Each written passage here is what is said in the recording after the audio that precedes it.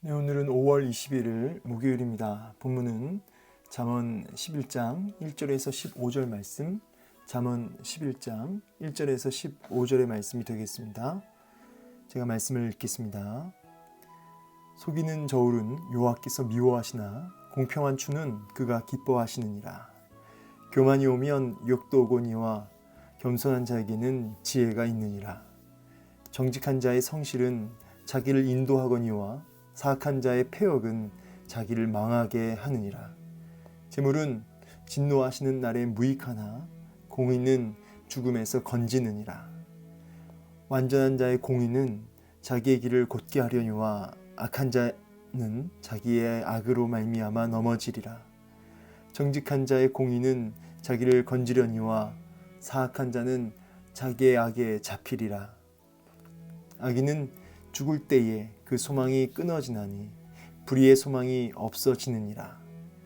의인은 환난에서 구원을 얻으나 악인은 자기의 길로 가느니라. 악인은 입으로 그의 이웃을 망하게 하여도 의인은 그의 지식으로 말미암아 구원을 얻느니라. 의인이 형통하면 성읍이 즐거워하고 악인이 패망하면 기뻐 외치느니라. 성읍은 정직한 자의 축복으로 인하여 진흥하고 악한 자의 입으로 말미암아 무너지느니라. 지혜 없는 자는 그의 이웃을 멸시하나 명철한 자는 잠잠하느니라. 두루다니며 한담하는 자는 남의 비밀을 누설하나 마음이 신실한 자는 그런 것을 숨기느니라. 지략이 없으면 백성이 망하여도 지략이 많으면 평안을 누리느니라. 타인을 위하여 보증이 되는 자는 손해를 당하여도 보증이 되기를 싫어하는 자는 평안하니라. 아멘. 네, 오늘 본문 우리 잠언 11장 오늘 1절 15절은 이제 악인과 의인의 대조를 또 반복해서 말씀을 하십니다. 그래서 오늘은 이제 어떤 사회적으로나 안전한 어떤 행복한 삶을 위한 덕이라고 해야 할까요? 그것이 무엇인지를 교훈하고 있는데요. 오늘은 이제 한 절씩 보면서 그 내용을 한번 보도록 하겠습니다. 먼저 1절 보니까 속이는 저울은 여호와께서 미워하신다. 그리고 공평한 추는 그가 기뻐하신다. 이렇게 말씀을 하고 계십니다. 이제 여기 공평한 추라고 했을 때 이제 돌이죠. 돌로 이렇게 무게를 재는 거였습니다. 이렇게 저울이죠, 저울. 근데 이제 뭔가 물건을 이렇게 거래를 할 때 이제 그 저울로 재는 거죠, 그 무게를. 그래서 거기에 대한 돈을 매기고 하는 것인데 공평한 추, 그러니까 속이지 않는 저울이죠. 당시에 거래를 할 때 사회적으로 이렇게 속이는, 그래서 일부러 이 저울의 무게를 조정을 해가지고 속여서 그렇게 했다고 하는 부분이 있다고 합니다. 그래서 이 공평한 추는 여기 그야말로 이제 정직을 의미합니다. 공평한 추는 정직. 그래서 이제 그 당시 모든 사람들이, 많은 사람들이 속이는 저울로 이렇게 이득을 취했던 것이 일반적이었죠. 그러나 하나님 앞에서 정직하게 그 부분을 이제 이득을, 잘못된 이득을 취하지 않고, 불의의 이득을 취하지 않고 하나님 앞에 정직하게 하는 그 사람을 향해서 하나님이 기뻐하신다, 이렇게 얘기하시죠. 이 정직이라는 단어를 조금 더 풀어서 이제 얘기해 보면, 여기 3절에 정직한 자의 성실은 자기를 인도한다, 이렇게 나오는데, 이 성실이란 단어에서 파생됐어요. 이 정직이란 단어가, 성실하다, 이 단어에서 파생된 게 정직인데, 좀 이 단어를 제가 좀 찾아보니까 여기 사상과 생각이 하나님 앞에 바르다, 사상과 이제 그 생각이 하나님 앞에서 올바름, 이런 의미로도 볼 수 있습니다. 그 단어적으로는. 그러니까 단순하게 속이지 않는 그런 의미를 넘어서 하나님 앞에서 그 생각, 그 마음, 그 생각하는 바가 하나님 앞에 합한 거죠. 그래서 참 중요한 게, 여러분, 정직이란 단어를 보면서 내 생각이나 내 마음에 정말 하나님 기뻐하시는 그런 생각을 하고 있는가, 평소에 순간순간에. 참 이게 중요한 것이죠. 그가 정직한 자를 하나님이 기뻐하신다라고 말씀하시죠. 2절에 보니까 교만이 오면 욕도 오거니와 겸손한 자에겐 지혜가 있다. 직역하면 바로 이 겸손한 자에게 지혜가 함께 있느니라. 여러분, 지혜자는 겸손한 자인 거죠.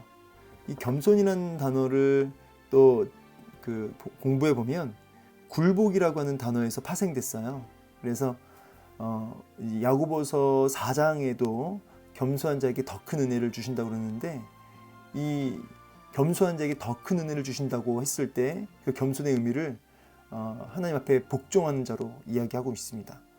자, 야고보서 4장을 봐도 그렇고 단어를 그냥 공부해 봐도 그렇고 굴복된 하나님 앞에서의 복종, 이것이 성경에서 말하는 겸손의 의미다. 그러니까 여러분, 세상적으로 또 국어 사전적 의미로의 겸손하고는 좀 다르죠. 예. 자, 결국은 하나님 앞에 복종하는 자, 하나님 말씀 앞에 엎드리는 자, 사실은 그게 정직한 자이기도 하죠. 예. 하나님 기뻐하시는 생각, 하나님 앞에 합당한 생각, 그게 결국은 복종하고도 연결되죠. 어떤 생각을 품고 사느냐에 따라서 내가 삶이 바뀌고 행동이 결정되지 않습니까? 결국은 정직한 생각은 하나님 앞에 겸손으로 연결되죠. 그가 어떤 사람이에요? 지혜 있는 사람인 것이죠. 그렇죠? 그래서 정직, 겸손, 지혜, 이게 연결된다고 보시면 되겠습니다. 그렇게 정직한 자의 성실은 자기를 인도한다. 그래서 곁길로 가지 않게 한다는 거예요. 함정에 빠지지 않게 한다는 거죠. 안전한 길로 이끌어 가신다는 겁니다. 그 정직한 자의 성실. 그래서 하나님 앞에 굴복하는 그런 겸손한 자의 삶이, 지혜로운 자의 삶이 결국은 곁길로 가지 않게 한다. 그러나 사악한 자, 여기서 말한 사악한 자는 이 모든 말에 이렇게 대척점에 있는 거죠. 그러니까 교만한 자라고도 할 수 있고요. 그 다음에 정직하지 못한, 속이는 자라고도 할 수 있겠죠. 속이는 자의 패역은 자기를 망하게 한다. 예. 이 속이는 자의 하는 모든 그 악한 행동들은 결국은 자기를 멸망케 하는, 곁길로 가게 하는, 함정에 빠지게 하는 그런 인생을 살게 한다. 자, 재물은 진노하신 날에 무익하지만 공의는 죽음에서 건진다라고 얘기합니다. 이 공의, 뭐 아까 얘기했던 이 정직이라는 단어하고도 같이 볼 수 있죠. 그렇게 공의로운 삶은, 하나님 기뻐하시는 삶은, 겸손한 삶은 이런 죽음의 함정에서 또 위기에서 건진다는 거예요. 그러나 이 사악한 자가 모은 재물들은 심판의 날에 아무 도움을 줄 수 없다는 거죠. 예.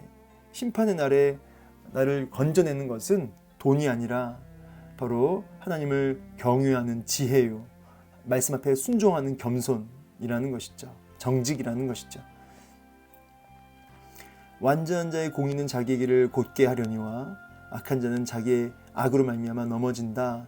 여기 완전한 자는 6절의 정직한 자하고 연결되는 단어입니다. 그죠? 정직한 자의 공의는 자기를 건지려니와 사악한 자는 자기의 악에 잡히리라. 같은 말을 반복해서 하고 있는데 다른 단어를 쓴 것뿐이죠. 완전한 자, 정직한 자, 겸손한 자, 지혜로운 자, 다 의미가 연결된다고 볼 수 있겠습니다.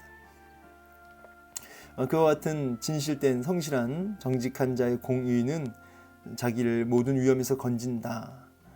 그러나 하나님 앞에 겸손치 아니하고 속이는 자는 결국은 뭐 자기 꾀 자기가 넘어가는 표현처럼 악에, 죄악에 이렇게 붙들려 산다는 것이죠. 망하게 되는 삶을 사는 겁니다. 악인은 죽을 때 그 소망이 끊어지나 불의의 소망이 없어지느니라. 여기 보면은 악인은 죽을 때 그 소망이 끊어진다 그러죠. 그래서 그가 붙들고 추구하고 염원했던 그 모든 것들이 허무하게 사라진다는 뜻이에요. 그래서 그 악인이 갖고 있던 그 욕심들, 자기가 붙들고 있었던 정말 생명처럼 여기고 귀하게 여기고 붙들었던 그 모든 것들이 다 허무하게 아무 도움을 주지 못하고 사라진다. 이런 의미가 되겠습니다. 없어지느니라. 의인은 환난에서 구원을 얻으나 악인은 자기 길로 가느니라. 이 자기 길로 간다는 게 아까 결국은 여기 죄악에 잡힌다, 자기 악에 잡힌다는 표현이 있죠. 예, 이 악인은 악에게 붙들려 가지고 결국은 심판을 받지만, 사망으로 나아가지만, 의인은, 정직한 자는, 겸손한 자는, 하나님 앞에 굴복된 자는 위기에서 건짐을 받는다, 구원을 얻는다. 예, 같은 말이 계속 반복되고 있어요. 악인은 입으로 그의 이웃을 망하게 하여도 의인은 그의 지식으로 말미암아 구원을 얻는다는 거죠. 이게 조금 더 확장이 되어서 악인이 본인만 망하는 게 아니라, 악인이 본인만 망하는 게 아니라 이웃, 공동체까지도 영향을 준다는 거죠. 그래서 그야말로 저주의 통로가 되는 거죠. 반면 의인은 그의 지식으로 말미암아 구원을 얻는다는 겁니다. 의인이 오늘 본문의 문맥 속에서 보면 결국은 이제 지혜로운 자고 겸손한 자인데, 근데 그가 갖고 있는 지식이란 건 뭐냐면, 아까 이 정직이라고 했을 때 하나님 기뻐하시는, 하나님 앞에 올바른 생각이라고 했잖아요. 뭐 지혜는 이제 이 올바른 생각에서 나오는 어떤 하나님 뜻 앞에서의 굴복이고, 이 겸손이죠. 그리고 이게 지혜라는 거고, 결국은 지혜로 연결되는 거죠. 지혜가 함께 한다고 그랬으니까, 겸손한 자와. 자, 그러니까 이제 이 지식이라고 했을 때는 결국은 하나님 기뻐하시는, 하나님 뜻을 향하는 거죠. 하나님 뜻을 향한, 하나님을 향한 지식이죠. 하나님을 향한 지식으로 충만한 자, 바로 그러한 의인은 구원을 얻는다. 사실은 이 문맥의 흐름상 여기 10절에도 나오지만 결국은 그 지식이 본인만을 구원하는 것이 아니라 선한 영향력을 끼쳐서 그 공동체까지 이렇게 은혜를 입게 된다는 의미로 보여져요. 그래서 10절에도 보면은 의인이 형통하면 성읍이 즐거워하고 악인이 패망하면 기뻐하고 외친다 그러죠. 여기시 성읍이 즐거워한다, 즐거워한다. 다른 말로는 안전해진다는 겁니다. 본인만 아니라, 의인 본인만 아니라 의인의 그 형통을 통해, 의인이 하나님 앞에 복을 받고 그가 하나님 뜻을 쫓아 살아가는 그 삶을 통해서 그 공동체 전체가 안전해지는, 이웃이 복을 받는 그런 복의 통로의 삶을 살게 된다는 거죠. 참고로 이 형통이라는 단어는 성경 전체를 조명해서 보면 그냥 단순하게 잘 된다의 의미가 아니라 하나님 뜻대로 되어져 가는 상태를 가리키죠. 요셉이 그래서 계속 이렇게 고난 속에 들어가는데 요셉이 형통하여 이렇게 나와요. 형통하여. 사실은 이 형통이라는 단어가 그냥 잘 된다 의미만이 아니거든요. 그래서 하나님의 뜻대로 되어져가는 모든 것이 형통인데, 의인이 하나님 뜻을 쫓아 나아가는 그 삶을 통해서 공동체 전체가 안전하게 되는, 복을 얻는 복의 통로의 삶을 살게 된다는 것이죠. 구약에는 그런 사례들이 많이 나옵니다. 그러면서 성읍은 정직한 자의 축복으로 인해 진흥하고, 진흥한다, 사전적 의미는 이제 잘 되는 거잖아요. 부흥하는 거지 않습니까? 근데 이제 문맥적으로 보면은 역시 이제 안전하고, 그다음에 악한 자의 입으로 말미암아는 무너진다. 이 악한 자, 정직하지 못한 자, 교만한 자, 그의 그 속이는 그 입술로 인해서 공동체가, 그 성읍이 망하게 되는, 그래서 축복의 통로와 저주의 통로가 되는 이 부분을 이제 대조하고 있습니다. 지혜 없는 자는 그 이웃을 멸시하나 명철한 자는 잠잠한다. 이 지혜 없는 자, 결국은 겸손하지 않고 속이는 자는 결국은 이웃을 자세히 보니까 멸시한다는 거예요. 이웃을 무시하고, 그 다음에 자기 힘으로 누르고, 그렇게 이제 말을 함부로 하고 이런 것들이 있지만은, 명철한 자는, 지혜로운 자는, 통찰력 있는 자는 신중하다는 거예요.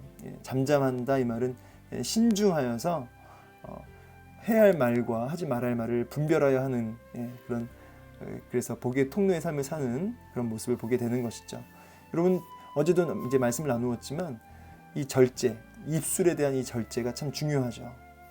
두루다니며 한담하는 자는 남의 비밀을 누설하지만 마음이 신실한 자는 그런 것을 숨긴다. 같은 메시지입니다. 그래서 이 마음이 신실한 자, 정직한 자, 지혜로운 자는 그 말을, 그 입술을 아끼죠. 그래서 여러분, 사랑은 허다한 죄를 덮느니라, 이런 표현도 있죠. 말씀, 사랑은 허다한 죄를 덮는다. 여러분, 우리가 허물이 있고 누구나 또 이웃 가운데 부족하고 실수들이 있지 않습니까? 그런 것들을 덮어줄 수 있는 입술이라는 거예요. 숨기느니라. 지략이 없으면 백성이 망해도 지략이 많으면 평안을 누린다. 이 평안은 안전이란 단어로 아까 위에서도 봤지만 안전이란 단어랑 같이 쓰여집니다. 그래서 또 문맥적으로는 구원을 뜻하기도 하고요. 그래서 지혜가 있으면 그에게는 이제 그 백성이 구원함을 얻고 안전함을 얻는다. 같은 메시지죠. 계속. 그래서 공동체가 같이 평안을 누리는 거예요. 샬롬을 누리는 것이죠. 마지막 15절에는 타인을 위하여 보증이 되는 자는 손해를 당해도 보증이 되기를 싫어하는 자는 평안하니라. 이 잠언서 이 보증 이야기 많이 나오는데 오늘도 보증 이야기가 마지막으로 나옵니다. 남에게 이제 함부로 보증 쓰지 말라는 거죠. 그래서 신중하라는 겁니다. 그래서 이웃을 위해서 내가 다른 사람을 위한다고 보증을 함부로 쓰게 되면은 그 사람에게 올무잡히고 그 사람의 어떻게 종이 된다는 뜻이에요. 그래서 그 사람에게 인생이 휘둘리지만 이 보증되기를 싫어하는 자는 남에게 맡기지 않는 사람은 자기의 인생을 그 사람은 안전하다. 결국 이제 이 메시지도 이제 이 지혜와 연결되는 거죠. 신중하여서 마음이 정직하고 신실하여서 함부로 보증 쓰지 않는 하나님 뜻 앞 기뻐하시는 그 뜻과 생각을 하며 분별하며 살아가는 그 사람은 보증도 함부로 쓰지 않는다는 거죠. 그래서 신중하여 결정하고 선택하기 때문에 그렇습니다.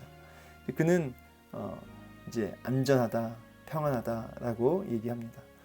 자, 이제 오늘 말씀이 좀 이렇게 약간 반복되는 이야기가 계속 다른 말로 이렇게 나오고 있는데요. 결국은 오늘 본문은 우리에게 정직하라. 그리고 이제 다른 말로 또 겸손하라. 같은 말을 조금 다르게.